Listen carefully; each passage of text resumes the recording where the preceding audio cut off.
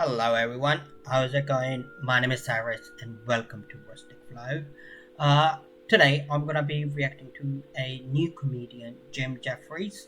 I haven't seen his stuff in about 3 years. I don't know why I stopped, but I saw a clip of it and I was like, you know what, I gotta react to it. It's called Gun Control. So without any delays, let's get to it. Here we go. Now, before I start saying this, I want to say this, right? I believe in your right as Americans to have guns. I'm not trying to stop you from having guns. All I'm saying is this is my personal belief on the opinion. My opinion on the... it doesn't matter. I don't like guns, right? I'm going to say some things that are just facts, right? In Australia, we had guns, right? Right up until 1996. And in 1996, Australia had the biggest massacre on earth. Still hasn't been beaten. And... Now, after that, they banned the gun. Now, in the 10 years before Port Arthur, there was 10 massacres. Since the gun ban in 1996, there hasn't been a single massacre since. I don't know how or why this happened. Maybe it was a coincidence, right? Now, please understand that I understand that Australia and America are two vastly different cultures with different people, right? I get it. In Australia, we had the biggest massacre on earth, and the Australian government went, that's it, no more guns.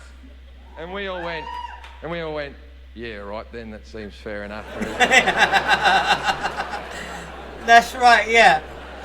What was the massacre? I'm going to find out. You have the Sandy Hook massacre where little tiny children died, and your government went, maybe we'll get rid of the big guns? And 50% of you went, fuck you, don't take my guns! Yeah. So here's where it gets confusing, right? Now, as I said, I'm all for your Second Amendment rights. I think you should be able to have guns. It's in your Constitution. What I am not for is bullshit arguments and lies.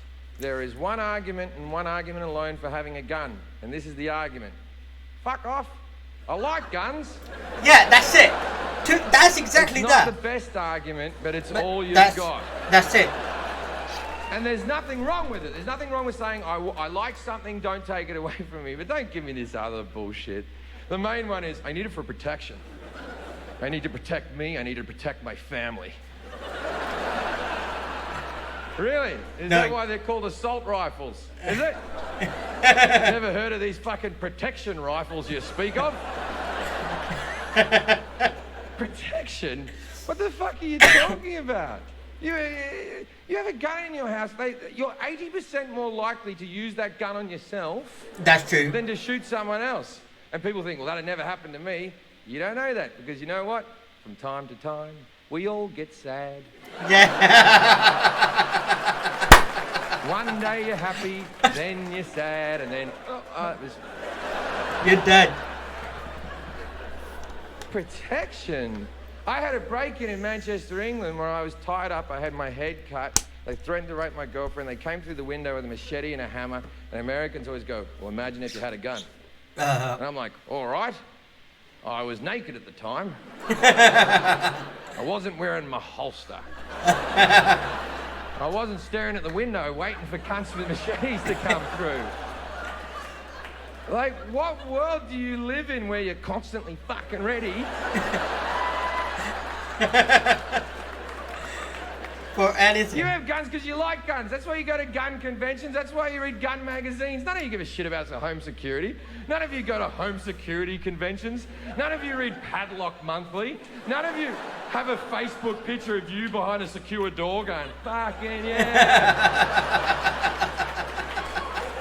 That's a very good argument. I like that. If someone comes into your house, you have it at all fucking time.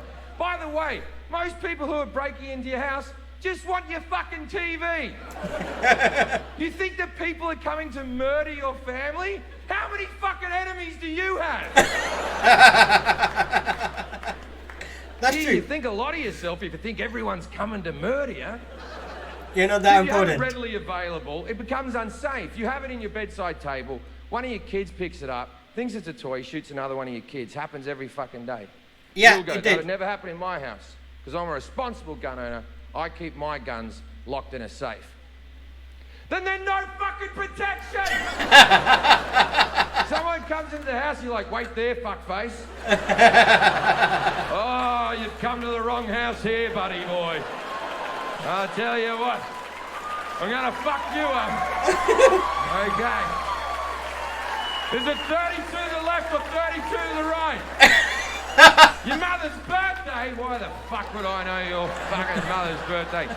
Maybe if you didn't leave the window open because it's too hot in here, we wouldn't be getting fucking murdered, right? You know what? I'm gonna read to next. It's Bill Burr. I find the NRA to be hard work. But the fact that they always think the answer is more guns. After Sandy Hook happened, the NRA said, and I quote, "None of this would have happened if the teachers had guns." No. I think they're forgetting what school was like. Does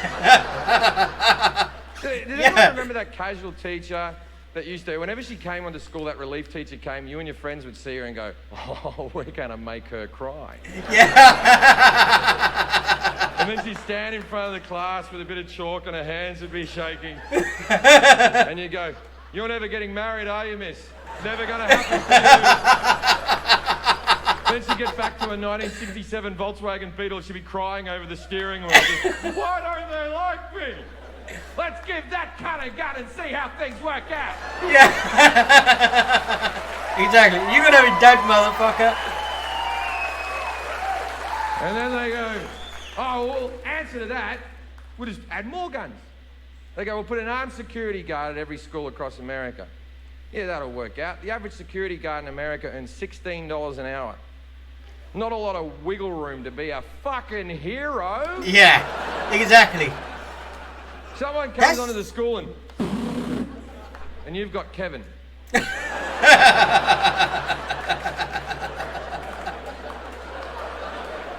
Now, I'm sure Kevin's shit hot at Call of Duty, but it might not fucking cut it, ladies and gentlemen. That's true. Now, I understand that when I'm doing this joke in this room, 50% of you agree with me, 50% of you don't agree with me. And I do respect the people who don't agree with me. Don't think I don't. Out of the 50% that don't agree with me, 20% of those people are smart enough to realise this is a comedy show and it's not to be taken seriously, and they're laughing along because it's just funny jokes, right? And then the next 20% are sort of phased out a little bit and looking around going, wonder how they got that chandelier up there. And then there's the last 10%, and they're fucking furious. Yeah, exactly. Yeah, true that. Right now, in this room, and the people watching at home, 10% of you are fucking seething. Just taking away my gun. For a couple of reasons. First reason, I'm making good points. Yeah.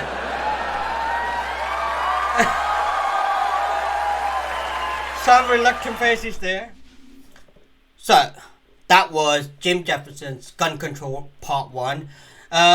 I do know what kind of comedy he does, but I haven't seen this part. As I said, I haven't seen Jim Jefferson in almost 3 years for some reason.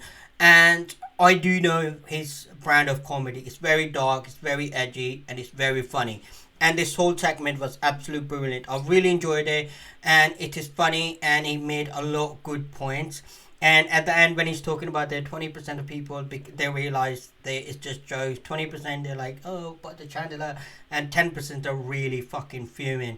Like they're just like, ugh! Like it's absolute true. Like, because everybody in every stand stand-up special, there are people who actually act like that. There's always 10% of the people who get angry about something, but that's what it is. But still, that was absolutely brilliant, and I hope you enjoyed it. If you did, go ahead, hit that subscribe button. See you guys next time.